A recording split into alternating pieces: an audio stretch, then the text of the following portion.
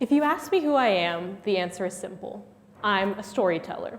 And the reason why is that I've been raised by storytellers my entire life. I have many memories sitting at the foot of my grandmother's bed, hearing her weave worlds with her words. Some of them weighed on me more heavily, like the time that soldiers came to her door during the India-Pakistan partition and asked her to leave everything behind. But others were more lighthearted, like the time she would sneak into her neighbor's yard to pluck the ripest mangoes off their trees, or the time that her brother braided her thick black hair into her sister's so they would wake up from a nap confused and completely entangled. But no matter what story she was telling, they always left me feeling riveted, inspired, wanting to do more. And I realized that I wanted to make a life telling stories for a living, though I wasn't quite sure how to do it yet. There was just one problem. I felt like the stories I was telling at the time weren't inspiring me the same way my grandma's were. I was covering technology used by employees in tech to be secure and productive, and although it was as interesting as it sounds, it didn't leave me feeling excited and inspired. I often found myself jealous of people who were telling stories more impactful than mine. And this jealousy really came to a head in a conversation I was having with a mentee. We hopped on one of our regular check-ins, and she had previously voiced that she wanted to be a writer too. And when she got on the call, she let me know that a publication had specifically reached out to her to write a story about her identity. They would be publishing it in a major magazine, and they would be compensating her for her time.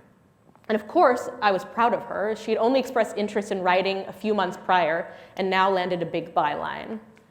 But the truth of the matter was, I was struck with jealousy, an all too familiar feeling for me. I found myself wondering why I wasn't telling stories that matter or wasn't being sought out by editors, especially because I had been writing for some time at that point. Moments like this are easy to come by, especially in an age of social media where you can compare yourself to other people's journeys. I see people getting promoted year over year, landing fancy titles and jobs, and I think, should I be further along in my career? Am I failing because I'm not? I pass by people who seem to be so assured and confident in themselves, and I think, how can they be so confident when it feels like most of the time I can't even look myself in the eye? I see entrepreneurs winning major awards like Forbes 30 Under 30, landing big bylines and making the world a better place. And I feel like I could never be an entrepreneur, at least not one that's as successful as all the people that I admire. But my perspective on jealousy started to shift when I discovered a quote from therapist and author Lori Gottlieb, who says, "Follow your envy. It shows you what you want." And I know what you might be thinking. Well, duh. Isn't jealousy and envy predicated on the idea that we want something that somebody else has? And to some extent, that's true, but I feel like this was offering a potential reframe. What if jealousy didn't have to be a bad thing? What if jealousy could actually be a tool to understand our own dreams and aspirations more deeply? And so for me, when I think back to that conversation with my mentee, when I was kind of stuck in my feelings of jealousy, I thought I would reframe that question exactly and say, well, what does this say about me? What stories do I want to be telling? And what would make me feel more fulfilled by my work? I realized that I wanted to tell stories that made people feel seen the same way that my grandmothers did, and it meant that I needed to make some changes in my own life. Now, I have to be honest, this was a really scary realization for me. At the time, I was working full-time in tech, and I didn't know if there were ways to bring this love of storytelling to my work. It also meant that I had to admit that I was unfulfilled by the work that I was doing and that I needed something different. But now that I think about it, I think that if your dreams scare you, maybe it's a good thing. Maybe it's a sign that you're on the verge of an even more fulfilling life, if you're willing to make that change. So what did this look like for me? Well, I thought back to all those people that I was so jealous of, that I was comparing myself to on social media, and I thought, if you can't beat them, why not join them? In other words, why not set up time with all those people that had inspired me and ask them all the questions that I was thinking about, like, how did you get to where you are? How did you discover your passion in your business? What gets you out of bed in the morning? And what I found really surprised me. Many of the people that I talked with didn't have perfectly linear careers or journeys anyway. All I was seeing was their top accomplishments, everything in their own words. But along the way, they too had been rejected. They had moments when they were unfulfilled. They had met people that didn't believe in them. But what mattered is that they had a story worth telling, an idea worth spreading, and they continued to believe in themselves and find people that could do that for them. And in this moment, I realized I didn't have to do this alone. I could actually draw on all the strength and advice of community members that inspired me. Now, I will tell you, part of being a writer is pitching yourself a lot and getting rejected even more often. It wouldn't be uncommon for me to wake up to a rejection email at least twice a week, which is not a really great good morning message to receive. But I figured that all of these no's may not be as bad as I thought, because all it took was one yes, one story, one editor, to potentially change my life, and I let that guide me, hoping for that opportunity. The first yes that I received was from the Seattle Times, a local newspaper. An editor was reaching out for stories about the outdoors, and I immediately knew that I had a story in mind.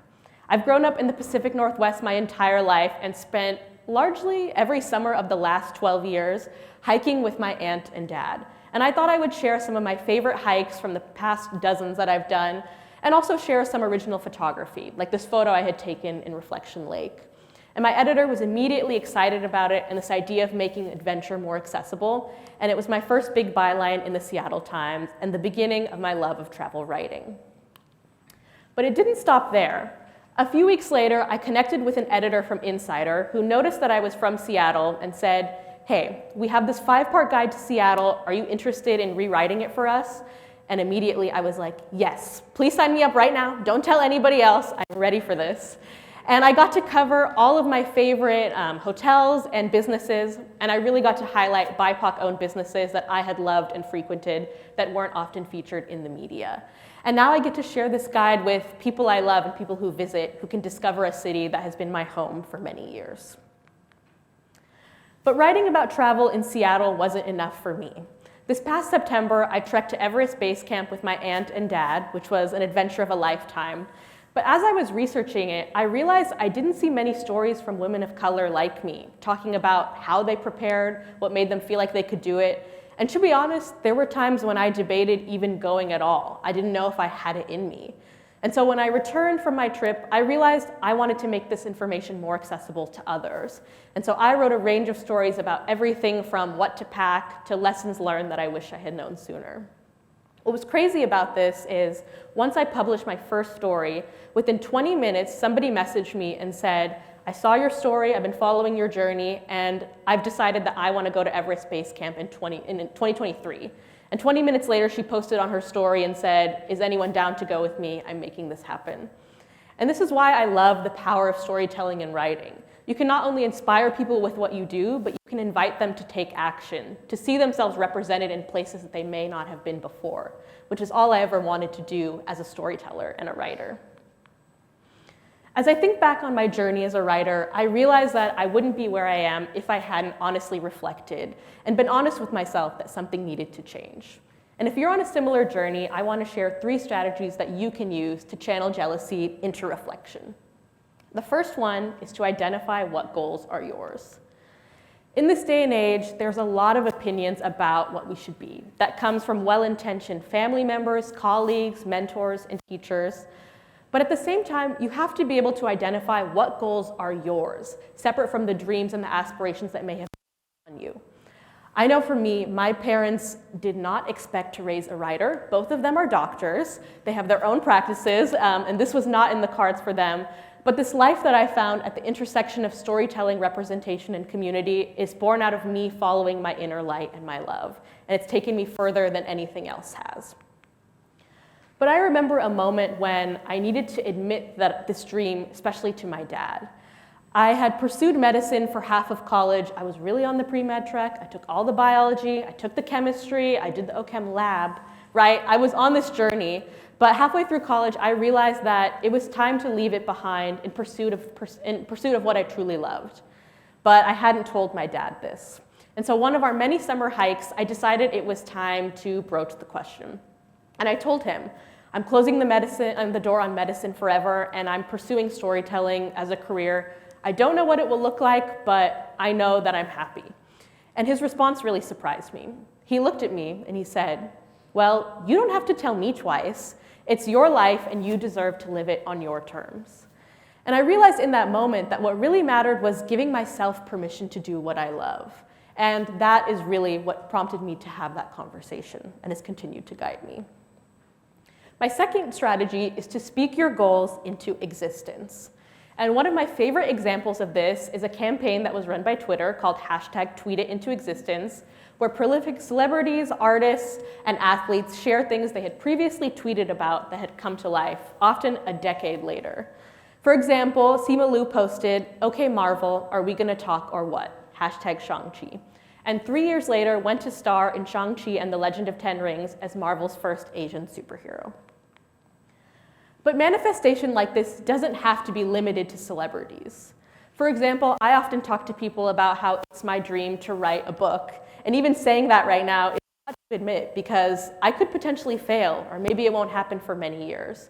But I hope that by putting myself out there with every conversation, with every talk, with every tweet or story, I'm getting closer to bringing that dream to life and meeting people who can help me in that journey.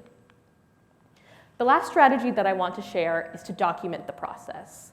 This can be in whatever form factor you prefer. I'm a writer, so I do a lot of journaling, but you could record voice memos on your phone. You could record TikToks and share them with the world, or have an album of photos that are only for you.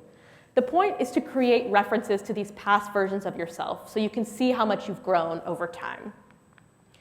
But if you struggle to see these past versions of yourselves clearly, a strategy that may help is to create a smile file. Essentially, it's a collection of positive messages, affirmations, and comments that you've received over the years. And when you're feeling unsure in yourself, you can go back to these moments when people see you clearly and believe in you. One of my favorite examples from my smile file is from way back in 2015. I was covering a researcher's work for my college newspaper. And he emailed me back and compared my story that I wrote to the New York Times, Dallas Morning News, Seattle Times, and more. And at the time, as a 19-year-old journalist who had just discovered writing, I had no idea that my work could impress somebody, especially somebody that I respected so much. And if people like this can believe in me when I'm not believing in myself, then I deserve to have a little more confidence. And hopefully a smile file can do that for you too. The last thought that I want to leave you with is from Jennifer Lee. Be fearless in the pursuit of what sets your soul on fire. I have had an incredible career in life following storytelling, a gift that my grandmother gave me and continues to give me. And once I found what I loved, I haven't let anything stop me in pursuing it. And that's how I built a life I truly love. And so if you have a passion, an interest, a community that matters to you, I challenge you to keep that at the center of your work and to follow it, because there's no limit to where that can take you. And I can't wait to see what you create next. Thank you.